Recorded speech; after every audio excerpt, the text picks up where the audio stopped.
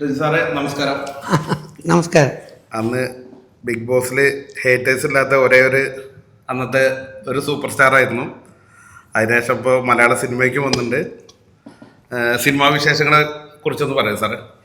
തീർച്ചയായിട്ടും ഹേറ്റേഴ്സ് അന്നും ഉണ്ടായിരുന്നില്ല, ഇന്നും ഉണ്ടായിരുന്നില്ല, ഒരിക്കലും ഉണ്ടാവുകയില്ല. കാരണം ഞാൻ ആർക്കും ദ്രോഹം ഉണ്ടാകുന്ന ഒന്നും പറയാറില്ല, പ്രവർത്തിക്കാറില്ല, ചെയ്യാറില്ല.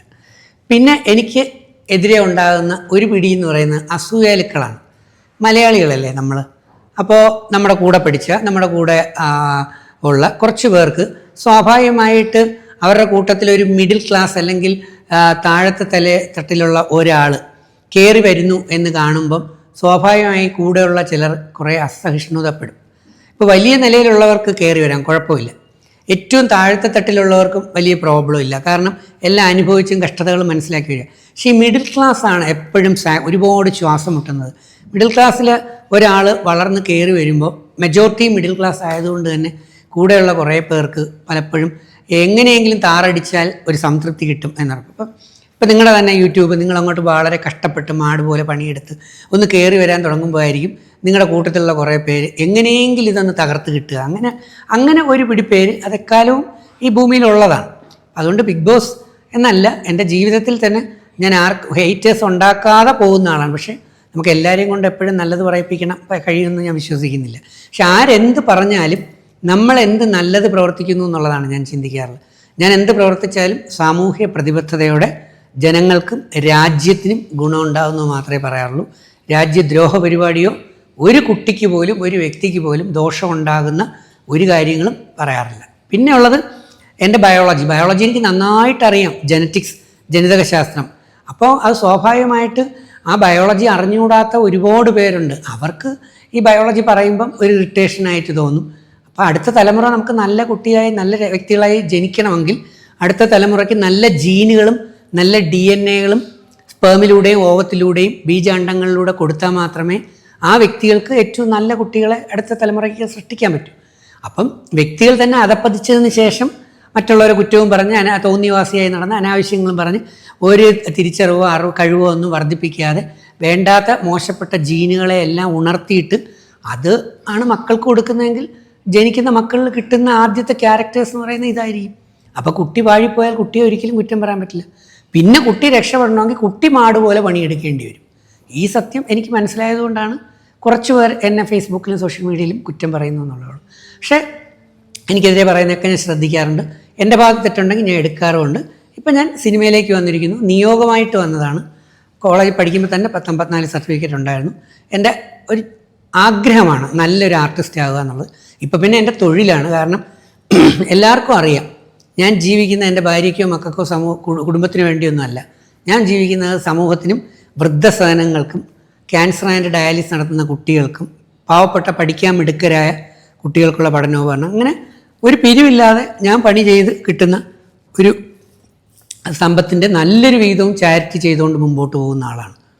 അപ്പം അങ്ങനെ വരുമ്പം ഇപ്പോൾ ഇതൊക്കെ കാണുമ്പോൾ ചിലപ്പോൾ തോന്നുന്നത് ഭയങ്കര ഒന്നുമില്ല, 320 രൂപ മാത്രമുള്ള നിസ്സാര വിലയ്ക്കുള്ള സാധനങ്ങളാണ്. കളർഫുൾ, നമ്മൾ കളറിൻ്റെ ലോകത്ത് നിൽക്കുമ്പോൾ നമ്മൾ മേക്കപ്പും കളറും ഒക്കെ ഇടും. പക്ഷേ അത് നമ്മുടെ ആ ഷോ അത് ഭംഗിയാവാൻ വേണ്ടി ചെയ്യുന്നതാണ്. എന്ത് വർക്ക് ഏൽപ്പിച്ചാലും അത് പെർഫെക്റ്റായിട്ട് തന്നെ ചെയ്യാം. അപ്പോൾ അങ്ങനെ ചെയ്തു വന്നപ്പോൾ ബിഗ് ബോസിന് ശേഷം ലാലേട്ടൻ എനിക്ക് അടുത്ത 2 പടത്തിൽ തരാമെന്ന് പറഞ്ഞിരുന്നു. അദ്ദേഹം തരുമെന്ന് തന്നെയാണ് എൻ്റെ വിശ്വാസം. എന്തോ ഇതുവരേക്കും അദ്ദേഹത്തിൻ്റെ കൂടെ ചെയ്യാനൊരു ഭാഗ്യം കിട്ടിയിട്ടില്ല. പക്ഷെ ഞാനിപ്പോൾ 36ഓളം പടം കഴിഞ്ഞു. ഏകദേശം 24-25 പടം എൻ്റെത് റിലീസ് ചെയ്യാൻ തയ്യാറായിക്കൊണ്ടിരിക്കുന്നു. അതിലൊന്നാണ് ഈ ഓണത്തിന് റിലീസാവുന്ന ആലി.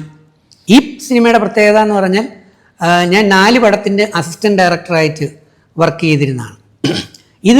ഈ സിനിമയിൽ ഞാൻ കാസ്റ്റിംഗ് ഡയറക്ടറായിട്ടാണ് വർക്ക് ചെയ്തത്. കാരണം എൻ്റെ കൂടെ പെർഫോം ചെയ്ത പല സിനിമകളിലും എന്നോടൊപ്പം ചെയ്ത 32ഓളം ആർട്ടിസ്റ്റുകളെയാണ് ഞാൻ ഈ സിനിമയിലേക്ക് സെലക്ട് ചെയ്ത് കൃഷ്ണ പ്രിയദർശൻ എന്ന് പറയുന്ന ഇതിൻ്റെ ഡയറക്ടറും റൈറ്ററിനും കൊടുത്തത്. അപ്പോൾ അവരെല്ലാം ഗംഭീര പെർഫോമൻസ് കാഴ്ചവെച്ചിട്ടുണ്ട്. എല്ലാവർക്കും പേയ്മെൻറ്റ് സഹിതം വാങ്ങിച്ച് കൊടുത്തിട്ടുമുണ്ട്. അപ്പോൾ അങ്ങനെ കാസ്റ്റിംഗ് ഡയറക്ടറായിട്ടുള്ള ആദ്യത്തെ പടമാണ് ആലി. ആലി എന്ന് പറയുന്നത് വളരെ ഹൃദ്യമായ ഒരു ഫാമിലി റൊമാൻറ്റിക് കോമഡി എൻ്റർടൈനറാണ്. അപ്പോൾ ഒത്തിരി ട്വിസ്റ്റുകളും അതിനേക്കാളെല്ലാം ഉപരി നല്ല ഒരു 8 പാട്ടുകളുണ്ട്. പിന്നെ ഒരു റീജിയണൽ ഹാർമണിയും റിലീജിയസ് ഹാർമണിയും എല്ലാം ഇതിനകത്തുണ്ട്. കാരണം ഇത് രണ്ട് സംസ്ഥാനങ്ങൾ, തമിഴ്നാടും കേരളവും അതുപോലെ തന്നെ മറ്റൊരു രാജ്യമായ UAE, അവിടെ ഈ 3 സ്ഥലങ്ങളിൽ ചിത്രീകരിക്കപ്പെട്ട സിനിമയാണ്. അതുകൊണ്ട് തന്നെ 2 ഭാഷകളിലാണ് മെയിനായിട്ട് ഇറക്കുന്നത്. തമിഴിലും മലയാളത്തിലും ഒരേ സമയം ഓഗസ്റ്റ് 14 റിലീസാവുന്നുണ്ട്. അപ്പം ഇതിനകത്ത് ഒരു റൊമാൻറ്റിക് ആ സംഭവം ഞാൻ പറഞ്ഞ റിലീജിയസ് ഹാർമണിയുടെ മറ്റൊരു തലമാണ്. അപ്പോൾ അത് കാണുമ്പോൾ ആ പേര് ടൈറ്റിൽ കേൾക്കുമ്പോൾ തന്നെ അറിയാം, ആലി വ്യത്യസ്തമായിട്ടുള്ള ഒരു ടൈറ്റിലാണ്. Pure romance. അത് ഫാമിലികളിലൂടെ പോകുമ്പോൾ ഏതൊക്കെ രീതിയിലാണ് അത് അഫക്റ്റ് ചെയ്യപ്പെടുന്നത്. അപ്പോൾ അതിൻ്റെ കോമഡികളുണ്ട്, അതിൻ്റെ റിയൽ മെസ്സേജുകളുണ്ട്, അനുഭവങ്ങൾ ഒരുപാടുണ്ട്. അപ്പോൾ ഒരു ഫാമിലിയായി തന്നെ വന്ന് കാണുന്നവർക്ക് ഒരിക്കലും നഷ്ടം ഉണ്ടാകാത്ത, എന്നാൽ ഫാമിലിയിൽ അറിയേണ്ട ഒരുപാട് ഇൻസിഡൻസുകൾ കോർത്തിണക്കിക്കൊണ്ട് കൃഷ്ണ പ്രിയദർശൻ ഡയറക്റ്റ് ചെയ്തിരിക്കുന്ന പടമാണ്. കൃഷ്ണ പ്രിയദർശൻ്റെ 2ാമത്തെ സിനിമയാണ്. ആദ്യത്തെ പടം ശ്രീലങ്കൻ സുന്ദരി അബുദാബി എന്ന് പറയുന്ന അനൂപ് മേനോൻ സാറിൻ്റെ പടമായിരുന്നു. ഇപ്പം ആലി വരുന്നുണ്ട്. അപ്പോൾ കുറേ ആർട്ടിസ്റ്റുകളുണ്ട് വന്ന്, ഒത്തിരി ആർട്ടിസ്റ്റുകളുള്ള നല്ലൊരു പടം. പിന്നെ ഓണം ആയതുകൊണ്ട് ഒരുപാട് വലിയ ബഡ്ജറ്റും വലിയ പടങ്ങളും ഒക്കെ വരും. പക്ഷേ അതിനോടൊപ്പം പിടിച്ചു നിൽക്കാൻ പറ്റുന്ന സ്ക്രിപ്റ്റ് കൊണ്ടാണെങ്കിലും മേക്കിംഗ് കൊണ്ടാണെങ്കിലും പെർഫോമൻസ് വൈസ് ആണെങ്കിലും ഞങ്ങളെല്ലാം ഗംഭീരമായി തന്നെ ചെയ്തിരിക്കുന്ന നല്ല ഒരു പടമാണ്. അതുകൊണ്ട് മലയാളി സഹോദരങ്ങൾ ഈ പടം 2 കൈ നീട്ടി സ്വീകരിക്കുമെന്ന് ഞാൻ ഉറച്ചു വിശ്വസിക്കുന്നു. കാരണം എന്നെ സ്നേഹിക്കുന്ന ഏകദേശം കോടിക്കണക്കിന് മലയാളികൾ, ലോക മലയാളികൾ ഉണ്ട്. അതുകൊണ്ട് ഞാനതിൽ അഭിമാനം കൊള്ളുന്നു. ഞാൻ എന്ത് പറഞ്ഞാലും അതിനകത്തൊരു സത്യവും ഒരു നല്ലൊരു മെസ്സേജും ഉണ്ടാകും. ഒരിക്കലും ജനങ്ങളെ പറ്റിക്കാൻ വേണ്ടി പൊള്ളയായ വാക്കുകളോ വാഗ്ദാനങ്ങളോ ഞാൻ പറയാറില്ല.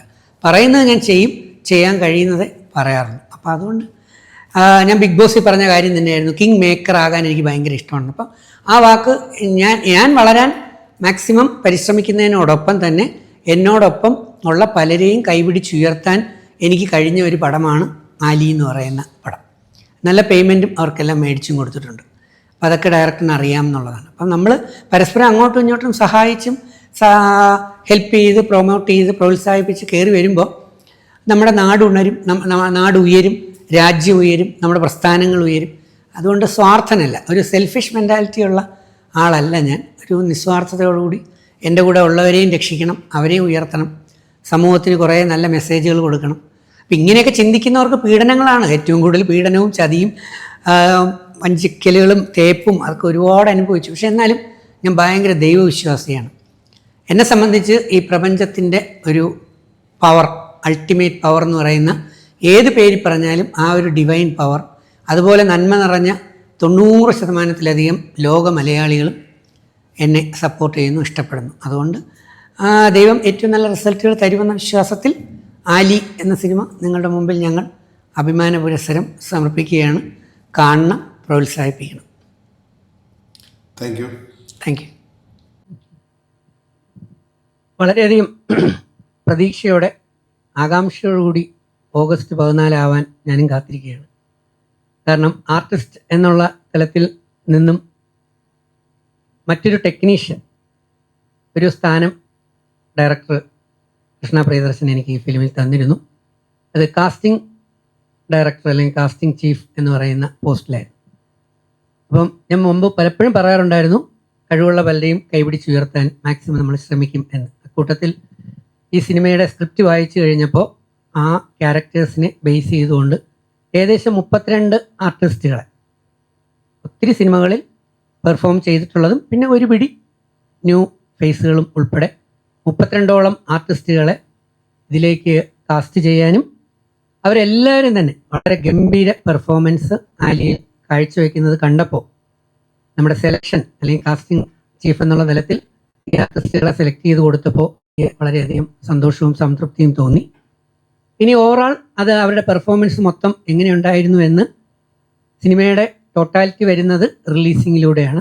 അവിടെയാണ് BGM-ഉം RR-ഉം എല്ലാം ഒക്കെ ചേർന്ന് സംഗതി പുറത്തേക്ക് വരുന്നത്. ഓഗസ്റ്റ് 14 ഈ സിനിമയുടെ ഒരു ഔട്ട്പുട്ട് വളരെയധികം മെച്ചപ്പെട്ട നിലയിൽ തന്നെ ആയിരിക്കുമെന്ന് എനിക്ക് യാതൊരു സംശയമില്ല. കാരണം ഇവരൊക്കെ പറഞ്ഞ പോലെ തന്നെ ഇതിൽ വിഭവങ്ങൾ വ്യത്യസ്തമായിട്ടുണ്ട്. ഓണത്തിന് കേരളത്തിൻ്റെ വിഭവങ്ങളുണ്ട്, തമിഴ്നാടിൻ്റെ വിഭവങ്ങളുണ്ട്, കുറച്ച് കർണാടകയുടെ വിഭവങ്ങളുണ്ട്, പിന്നെ അറേബ്യൻ വിഭവങ്ങളും ഈ ഓണത്തിന് ആലി എന്ന് പറയുന്ന സിനിമയിലൂടെ തീർച്ചയായിട്ടും നൽകുന്നുണ്ട്. അപ്പോൾ വളരെ വ്യത്യസ്തമായ തരത്തിൽ ഒരുപാട് പേരെ കോർത്തിണക്കിക്കൊണ്ട് റീജിയണൽ ഹാർമണിയും റിലീജിയസ് ഹാർമണിയും അങ്ങനെ എല്ലാ തരത്തിൽ, അതിനേക്കാളെല്ലാം ഉപരി ഹൃദ്യമായി 8 പാട്ടുകൾ കേട്ട്, ഡയറക്ടർ തന്നെയാണ് ലിറിസിസ്റ്റ്, ആ പാട്ടുകളെല്ലാം വളരെ മനോഹരമായി ആസ്വദിച്ചുകൊണ്ട് സന്തോഷത്തോടെ സംതൃപ്തിയോടെ ഓണത്തിന് നിങ്ങൾക്ക് ഈ സിനിമ കണ്ട് വീട്ടിലേക്ക് പോകാൻ കഴിയും എന്നുള്ളതാണ് എനിക്ക് ആദ്യം പറയാനുള്ളത്.